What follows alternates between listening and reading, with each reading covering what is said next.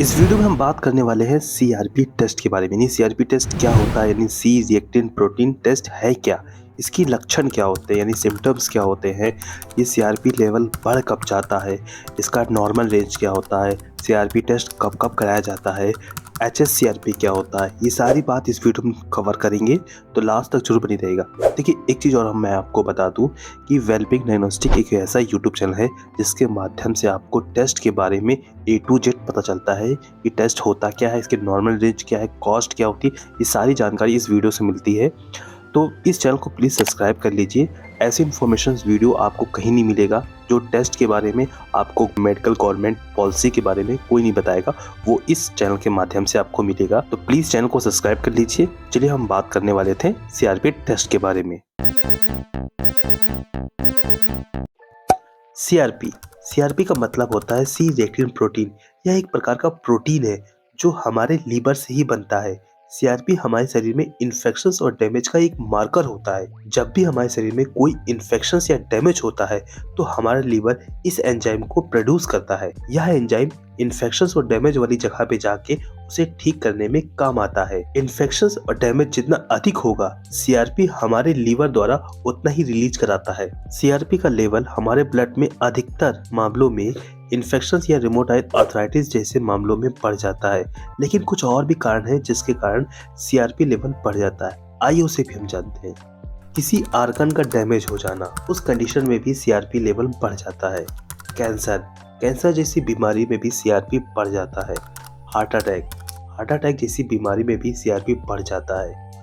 Immunity Oval disease, इस condition में भी सीआरपी बढ़ जाता है। लूपस, ये भी एक ऐसा कंडीशन है जिसमें सीआरपी बढ़ जाता है। कोई भी प्रकार का इम्यूनिटी डिजीज हो, उस कंडीशन में भी सीआरपी बढ़ जाता है। सेप्सिस में भी सीआरपी बढ़ जाता है। बैक्टीरियल या फंगल इन्फेक्शंस में भी सीआरपी का लेवल बढ़ जाता है। अब हम जानते हैं इसके नॉर्मल वैल्यू के बारे में। देखिए, सीआरपी की हमारे ब्लड में नॉर्मल वैल्यू जो होती है वो 10 mg/L से कम होनी चाहिए। अगर सीआरपी की वैल्यू इससे ज़्यादा है तो शरीर में यह दर्शाता है कि आपको किसी तरह का इन्फेक्शन है। और हाँ, सीआरपी की नॉर्मल वैल्यू हर लैब में अलग अलग होती है, क्योंकि इसकी टेस्ट की जो मशीन होती है वो अलग अलग ढंग से काम करती है, यानी अलग अलग मेथड से काम करती है। सटीक परिणाम जानने के लिए आप अपने ब्लड रिपोर्ट नॉर्मल वैल्यू के साथ कंपेयर कर सकते हैं। अब हम बात करते हैं कि सीआरपी अगर आपका बढ़ा है तो किस तरह के सिम्टम्स आपको दिख सकते हैं। हम 11 ऐसे आपको सिम्टम्स बताएंगे जिसमें सीआरपी का लेवल अधिकतर बढ़ जाता है। लेकिन ये जो हम आपको 11 सिम्टम्स बता रहे हैं, इसका कंडीशन ये नहीं कि अगर सीआरपी बढ़ा है तो ही कंडीशन हो सकता है। नहीं, बिल्कुल नहीं ऐसी बात है। ये कारण हो सकता है कि सीआरपी इस कंडीशन में लेवल बढ़ जाता है, लेकिन ये सारी जो भी सिम्टम्स हम आपको बता रहे हैं इसमें और भी प्रॉब्लम किसी तरह से हो सकती है। तो आइए जानते हैं। बुखार एक तरह का इन्फेक्शन ही है। जैसा कि मैंने पहले आपको वीडियो में बता दिया है कि आपको किसी भी तरह का इन्फेक्शन है तो आपका सीआरपी लेवल बढ़ जाता है, यानी CRP is a good marker of infections. तो इस कंडीशन में सीआरपी लेवल आपका बढ़ जाता है। कमजोरी और थकान, आपको कई सारे कंडीशन हो सकते हैं जिसकी वजह से आपको कमजोरी थकान हो सकता है। उस कंडीशन में भी आपको सीआरपी लेवल बढ़ जाता है। अचानक वजन कम हो जाना, अगर आपका अचानक वजन कम हो रहा है तो हो सकता है आपका सीआरपी लेवल बढ़ा हो। शरीर के किसी भी हिस्से में सूजन होना, इस कंडीशन में भी आपका सीआरपी लेवल बढ़ जाता है। सिर में दर्द रहना, देखिए कई सारे कंडीशंस है जिसकी वजह से आपके सिर में दर्द हो सकता है माइग्रेन हो, लेकिन एक कंडीशन ये भी है जिसमें आपका सीआरपी लेवल बढ़ जाता है।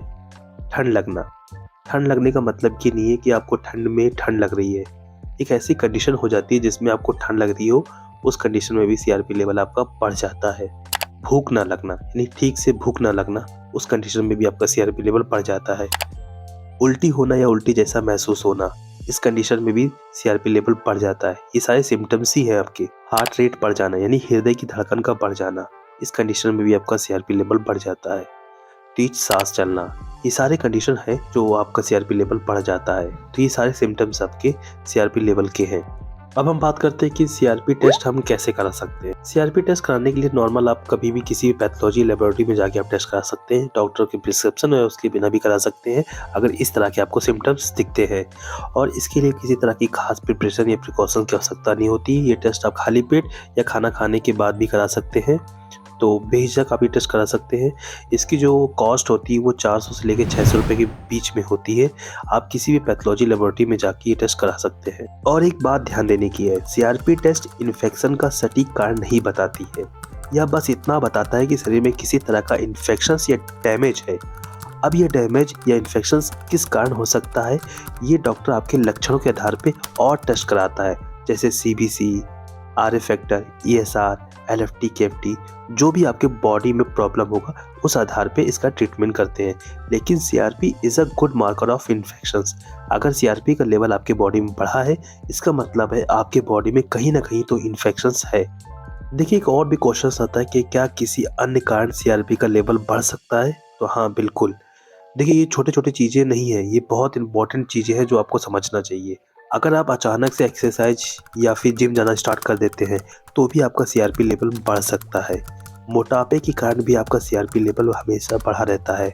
डायबिटीज़ के कारण भी आपका इस जो लेवल होता है सीआरपी का वो बढ़ा रहता है। गर्भ निरोधक गोली खाने से भी सीआरपी का लेवल बढ़ सकता है। शरीर में कहीं भी तरह का चोट हो या डैमेज हो बॉडी के अंदर किसी भी तरह का, तब भी आपका सीआरपी लेवल बढ़ा रहता है। और हाँ, शराब, सिगरेट, तंबाकू जैसे नशीले चीज़ों का इस्तेमाल करते हैं आप, तो भी आपका सीआरपी लेवल बढ़ा होगा।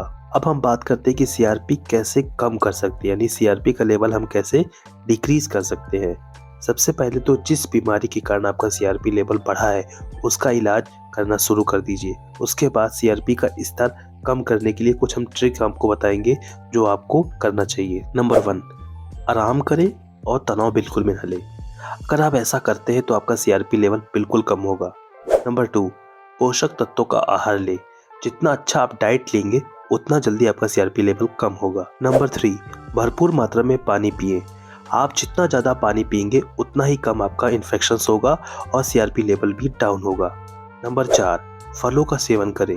आप जितना ज़्यादा फ्रूट्स खाएंगे इन्फेक्शंस नहीं कम होगा और आपका सीआरपी लेवल भी कम होगा। नंबर 5, विटामिन डी और विटामिन सी का सप्लीमेंट लेने से भी आपका सीआरपी लेवल कम होता है। अब हम बात करते हैं एचएससीआरपी क्या होता है, यानी कि high sensitive C reactive protein क्या होता है। जब भी डॉक्टर आपको हार्ट की बीमारी या हृदय में किसी भी तरह का डैमेज या इन्फेक्शंस का पता लगाना होता है तो आपको डॉक्टर एचएससीआरपी टेस्ट लिखता है। एचएससीआरपी टेस्ट हार्ट से संबंधित इन्फेक्शंस और डैमेज के बारे में जानकारी देने के लिए बहुत अच्छा मार्कर बताया जाता है। इसका बढ़ा हुआ फ्यूचर में हृदय जैसी बड़ी बीमारी का संकेत दे सकता है। एक स्टडी के अनुसार एचएससीआरपी का लेवल बढ़ने का मतलब है कि 20% चांस है कि आपको फ्यूचर में हार्ट अटैक जैसी बीमारी हो सकती है, यानी कि 10 साल के अंदर ये हो सकता है। एचएससीआरपी की नॉर्मल रेंज आपको डिस्प्ले पे दिख रही होगी। साथ ही इस टेस्ट का जो कॉस्ट होता है वो 1100 रुपए से लेके 1500 रुपए के बीच में लेबोरेटरी में होता है। इस वीडियो में फिलहाल इतना ही, मिलते हैं नेक्स्ट वीडियो में। अगर वीडियो में किसी तरह का क्वेश्चन है आपको एचएससीआरपी पे, सीआरपी पे या कुछ समझ में नहीं आया हो तो आप मुझे कमेंट करके बेझिझक पूछ सकते हैं। मैं हर कमेंट्स का आपका जवाब दूंगा। और प्लीज़ चैनल को सब्सक्राइब करके जाइएगा। अगर आपको इस वीडियो में कुछ समझ में नहीं आता है तो आप मुझे कमेंट्स करके पूछ सकते हैं। ऐसे ही इंटरेस्टिंग वीडियो देखने के लिए चैनल को सब्सक्राइब कर लीजिए। मिलते हैं नेक्स्ट वीडियो में। Thanks for watching my video.